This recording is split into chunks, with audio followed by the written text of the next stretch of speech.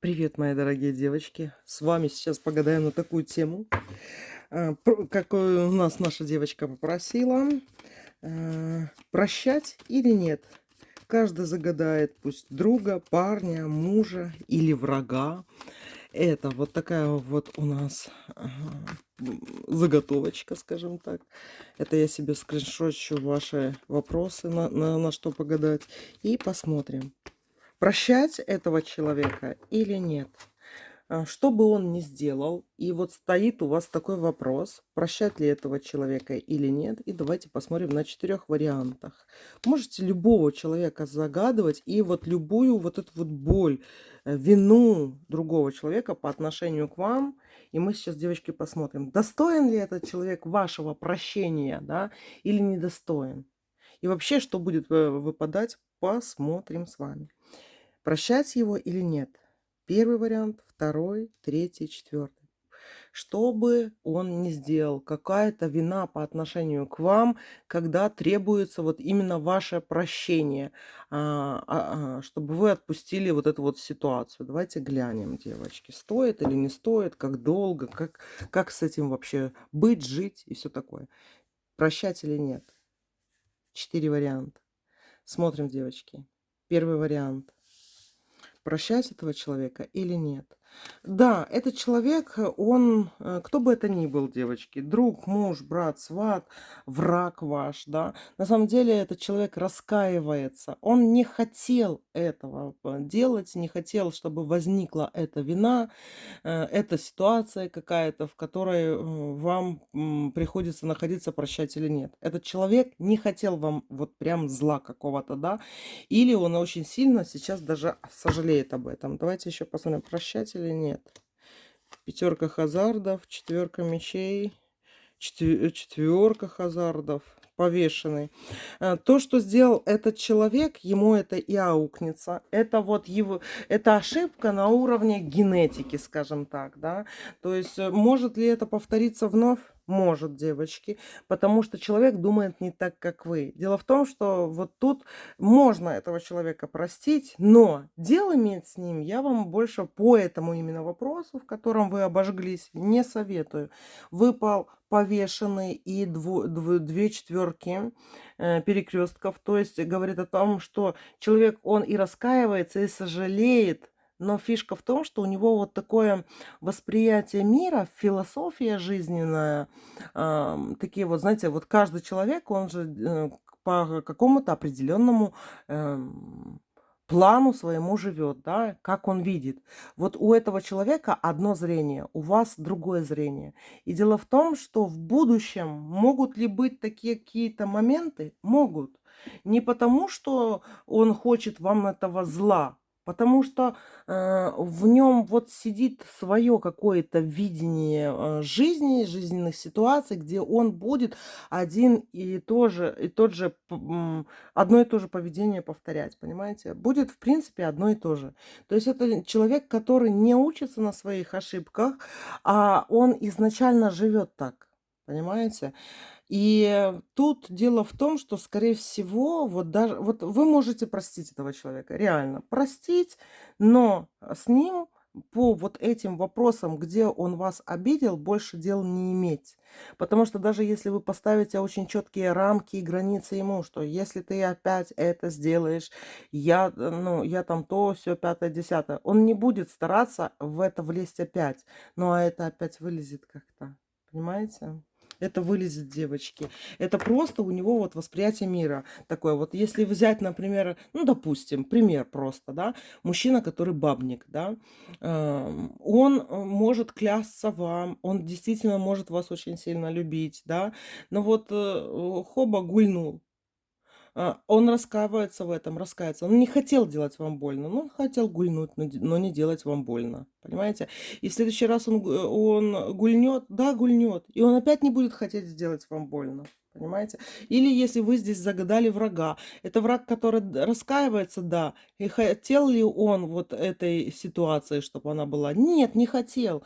Но дело в том, что он так думал, он так себя вел, этот человек, как ему удобно, как он привык, да, что есть в его характере. Здесь выпала сигнификатором карта фигура, понимаете? То есть это есть в самом человеке сидит, это его характер, это не исправить.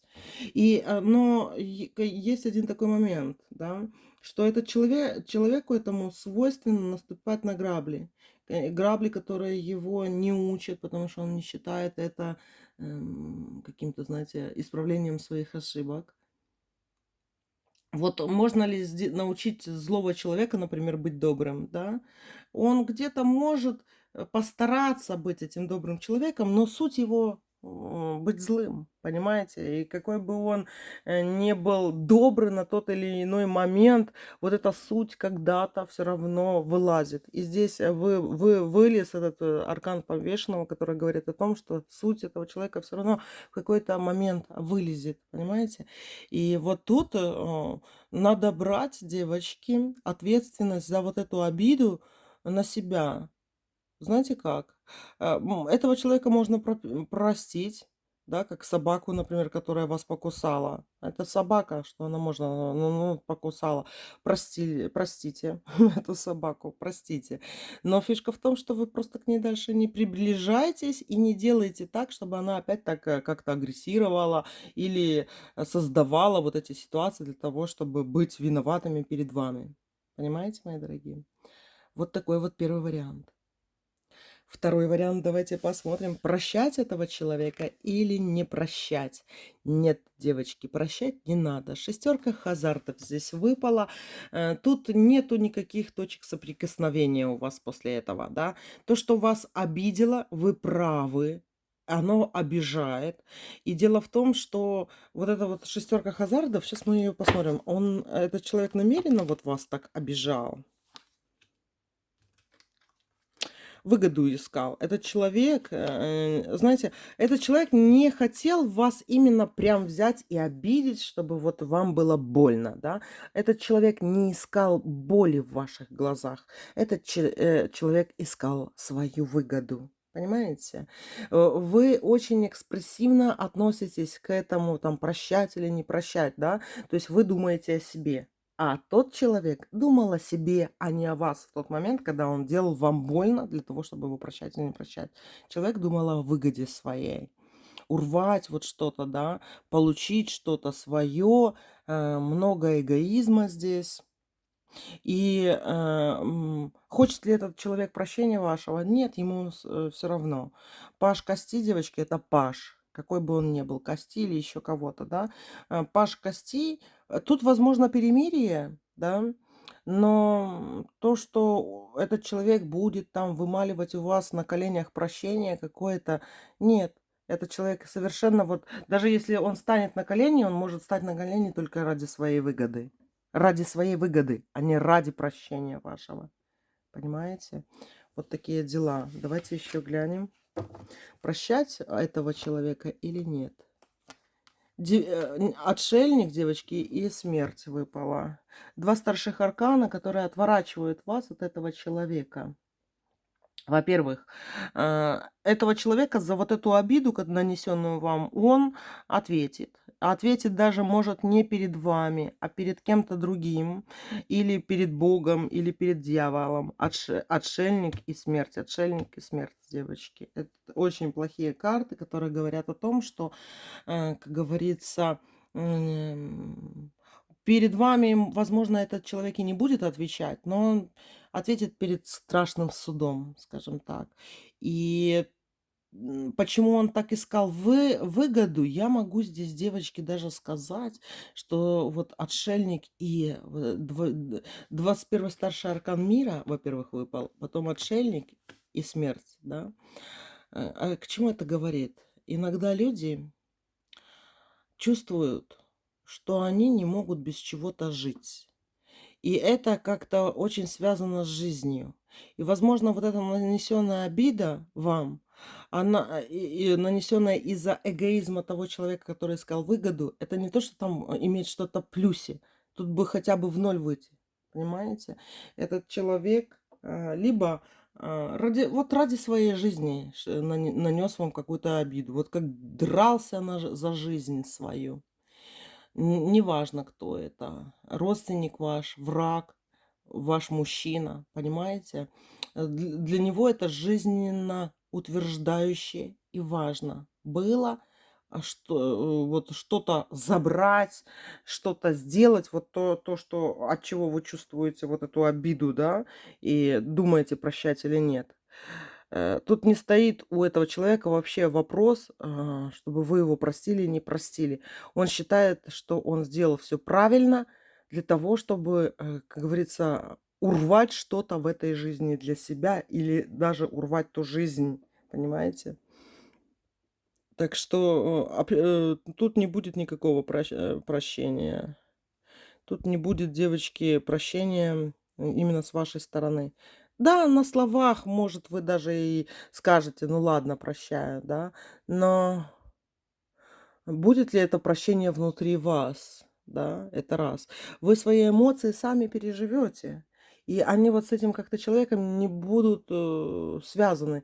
То есть здесь нету такого вливания, что вот ваша обида вошла в этого человека, он попросил у вас прощения, вы помирились, и все стало хорошо, и вы дальше, вот знаете, так взаимодействуете хорошо и плавно. Нет. Тут, он течет в одну сторону, вы течете, как 2 реки, в разные стороны. Понимаете? В разные стороны. И где-то вот вы так вот пересеклись, и это вылилось в то, что вас это эмоционально очень сильно задело. Тот человек не понимает вообще ваших чувств. Там нету эмпатии никакой по отношению к вам и к этому вашему чувству прощать или нет. Понимаете? Я бы даже сказала, что это больше ваш вопрос остался, отношение к этому человеку. Если вы хотите избавиться, избавляйтесь, девочки. Просто вот в голове у себя: "Ай, все, отпустите эту ситуацию, простите, иди с Богом", скажем так, да. И все. И это будет вам плюсик, да, к вашему эмоциональному состоянию, к вашему настроению. Вы не будете на этом зацикливаться и все остальное. Знаете, как можно, перекладывать на вещи, да, вот это вот переклад делать? Например, вот, когда вас это накрывает, вот как, можно, например, написать, письмо этому человеку, да, и, например, можно даже кинуть в какой-нибудь почтовый ящик, если еще есть, да. Именно вот такими способами материальными, да, земными, да, можно вот это письмо сжечь, да. То есть то, что вы выясните так со Вселенной. Простите его и выясните отношения со Вселенной, и вас это отпустит. Но обращаться к этому человеку, вот, вы в одну сторону течете, на другую, вы вообще вот, друг друга вы не поймете, понимаете? Ему не нужно ваше прощение, а то, что вы будете требовать даже этого прощения, этот человек не будет понимать, что вы от него вообще хотите. Он может попросить прощения ради выгоды. Еще раз вам скажу, тоже обратите внимание, что если вдруг этот человек опять будет к вам так цепляться за вашу юбку, скажем так, то это опять для какой-то своей этой выгоды. Но это не совсем выгода. Это, девочки, либо этот человек близок к уходу с этого мира, бывает такое, близок к уходу, чувствует свой уход, и они такие, знаете, не очень хорошие становятся, такие вот. И они могут ранить других людей, присасываться, паразитировать, питаться эмоциями вот этими, да. Поэтому тут что-то у этого человека все равно пойдет не так. И он это чувствует, понимаете? Он может даже не может правильно в мыслеформы оформить эти все свои чувства, да, то есть это то, что называется интуиция. Но тут чуйка у человека есть, что что-то пойдет не так. То есть может загреметь в тюрьму, может сильно заболеть и уйти на тот свет, да. Или это такое полное банкротство какое-то. Ну, короче, какие-то там будут моменты. м, и вот эти страшные, скажем так, не очень хорошие моменты, они будут потом вам спустя время говорить, да, и ответят вам на вопрос, почему этот человек, например, не просил у вас прощения, да. Вы все увидите, все поймете, если будете, конечно, за этим человеком где-то наблюдать. Вот такие дела. Третий вариант давайте смотреть, прощать этого человека или нет. Девятка мечей. Нет. Много сейчас негативных эмоций, девочки, здесь. Это не прощение, это не прощение. Это могут быть слезы, плохое настроение, злость, ненависть. Тут нету, в девятке мечей нету прощения. Давайте еще глянем, прощать этого человека или нет. Восьмерка кубков. 19 старший аркан. Со временем простится, все само уйдет. Вытечет все это, забудется все это. Очень хорошие карты вам идут. Влюбленные, рыцарь Хазардов, десятка мечей. Так, Паш. Смотрите, если вы гадаете на своего какого-нибудь любимого мужчину здесь, да, и вот прощать его или нет, со временем все забудется. И вы как-то, у вас не будут гложить эти обиды, понимаете? И вообще вам через некоторое время будет вообще наплевать, понимаете, на это прощение и все остальное. Но если вы сами простите, человек не будет хотеть попасть опять в эту ситуацию, да? Но дело в том, что этот человек может опять вредничать в вашу сторону, да, но держать это как-то в тайне. То есть, ну тут нет двуличия. Тут двуличия нету. Тут вот прям какие-то, знаете, зигзаги, скачки идут в отношениях у вас с этим человеком.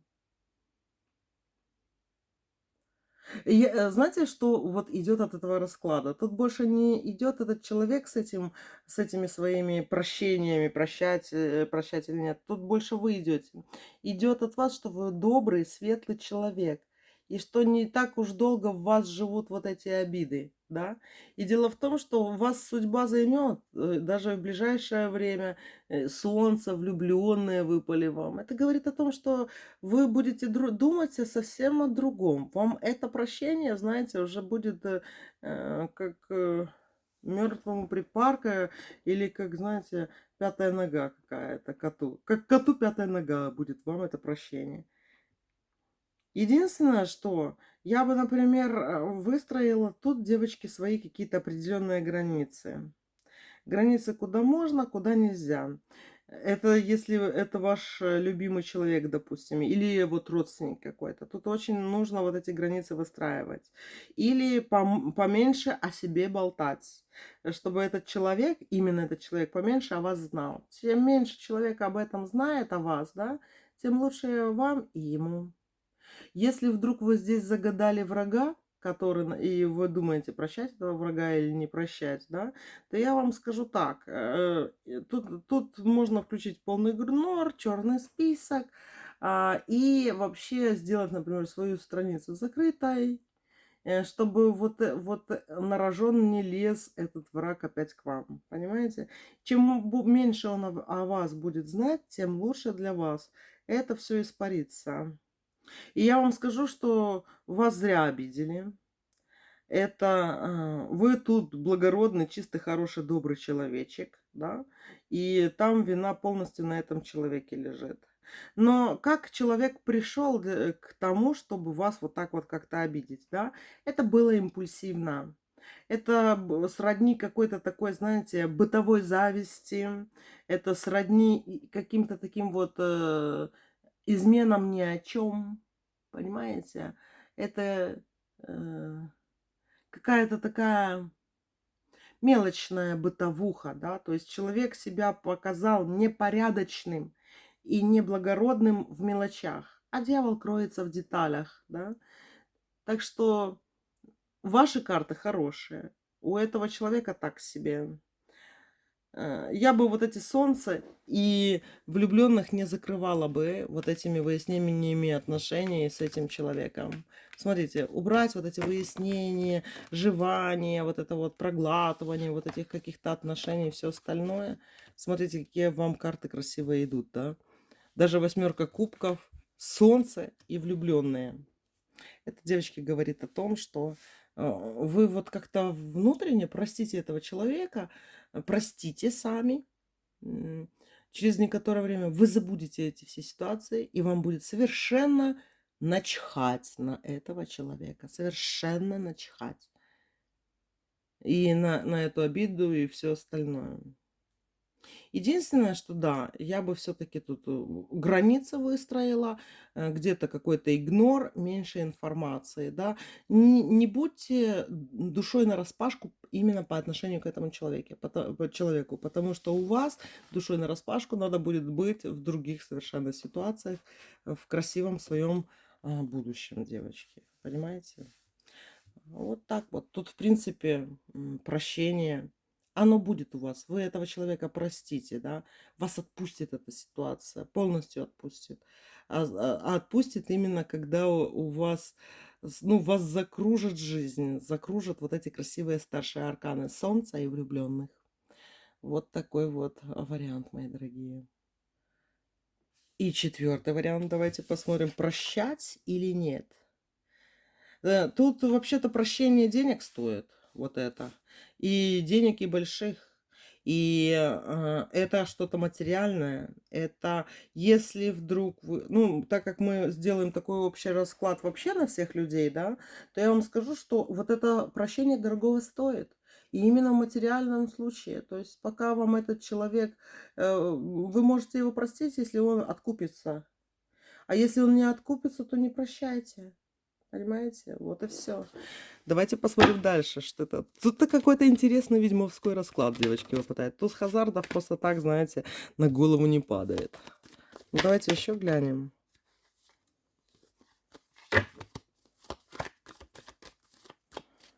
Прощать этого человека или нет? Четверка костей, десятка мечей, семерка Хазардов. Во-первых, этот человек вам должен. Девочки, тут выпадает долг, а долг платежом красен. То есть этого человека без подарков, без того, чтобы он вам вернул что-то, какие-то долги или еще что-нибудь, или хорошенечко заплатил вам.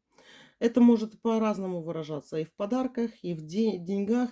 Короче, девочки, вы решаете, да? Но тут просто так бесплатно простить, это вообще не выход из положения. Тут может быть наследство где-то, да. То есть, если с вами неправильно поделили наследство, значит, вы не прощаете этого человека.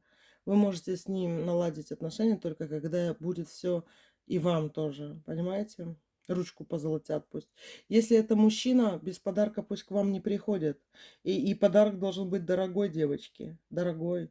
Я бы тут меньше, знаете, чем золотое колечко, браслетик или цепочку, или сережки. На меньше бы не соглашалась за вот это вот все. А если, например, это вы врага здесь своего загадали, да, прощать ли этого врага?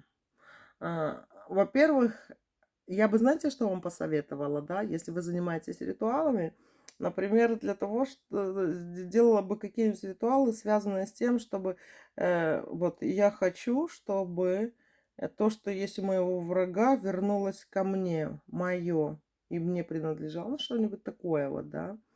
Или, девочки, ритуалы с наказанием врага, но с такими откупами. То есть будьте щедры на откупы, тем больше от этого врага вам придет.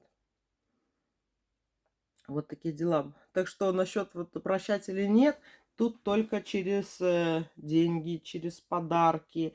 То есть, если вы придет к вам вот этот человек прощения просить, вот чисто гипотетически возьмем, да, и вы его просто так на словах простите, это все ерунда, полная ерунда. Этот человек должен заплатить за то, что он вас обидел.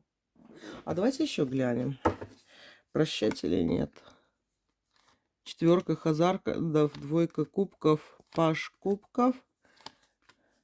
Можно простить, но только с подарками, девочки. Без подарков этого человека даже не берите, не принимайте. Он должен за это заплатить. Потому что это прощение будет стоить выеденное яйцо. Понимаете? Если вы будете это требовать или давать это прощение без денег. Оно не бесплатное. И оно стоит дорого. Знаете, для того, чтобы себе вот денежный канал поднять, удачки, и всего остальное, я бы тут золотом каким-то брала, либо деньгами. Деньги и золото. Вот, и тогда, девочки, я вам скажу, по вот этому тузу хазардов вам еще потом будет прибывать. Даже сколько бы вам этот человек не дал, вам потом вот этот долг все равно дойдет, Вселенная вам как-то еще чего-то большего даст. Вот такие дела, котики. Пока-пока.